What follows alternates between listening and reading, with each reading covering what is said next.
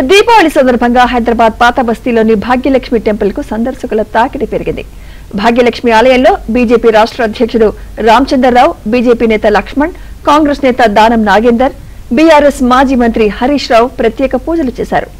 రాష్ట్రంలోని ప్రజలందరూ క్షేమంగా, ఆరోగ్యంగా ఉండాలని ప్రార్థించినట్లు నేతలు తెలిపారు.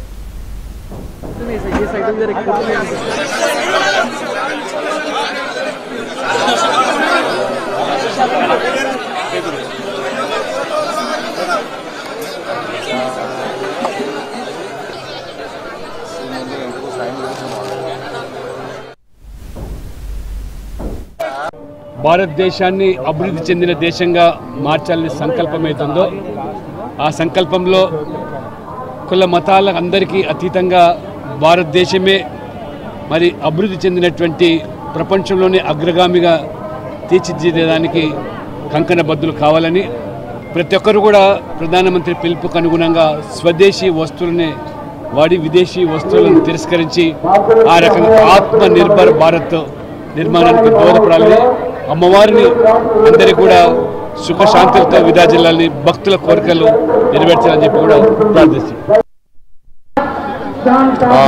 మహాలక్ష్మి అమ్మగారు రాష్ట్రంలో ఉన్నటువంటి అన్ని కుటుంబాలకు ఆయుర ఆరోగ్యాలు ఇవ్వాలని మనసా వాచా వేడుకుంటూ ఈ రాష్ట్రం ఇంకా సర్వతోముఖ అభివృద్ధి చెందాలని అమ్మవారిని మనస్ఫూర్తిగా కోరుకుంటూ రైతులు కానీ, కార్మికులు కానీ, కర్షకులు కానీ ఈ రాష్ట్రంలో ఉన్నటువంటి ప్రతి వర్గం వాళ్ళు కూడా అన్ని రకాలుగా అభివృద్ధి చెంది ఈ రాష్ట్రంలో ఉన్నటువంటి మరి సమస్యలన్నీ కూడా సమస్యపోవాలని, అన్ని సమస్యలకు ఆ అమ్మవారు మార్గం చూపించాలని మనస్ఫూర్తిగా వేడుకోవడం.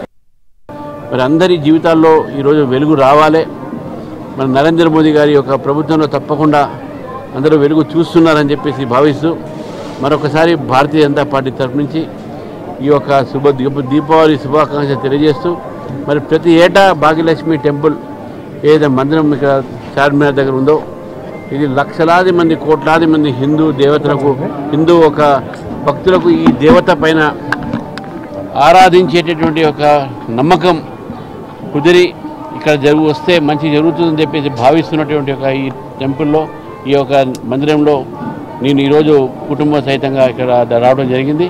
మరి వారి ఆశీర్వాదాలు కూడా, ఆ దేవి ఆశీర్వాదాలు కూడా మన తెలంగాణ ప్రజల మీద ఉండాలని చెప్పేసి కోరుతూ మరొకసారి అందరికీ దీపావళి శుభాకాంక్షలు.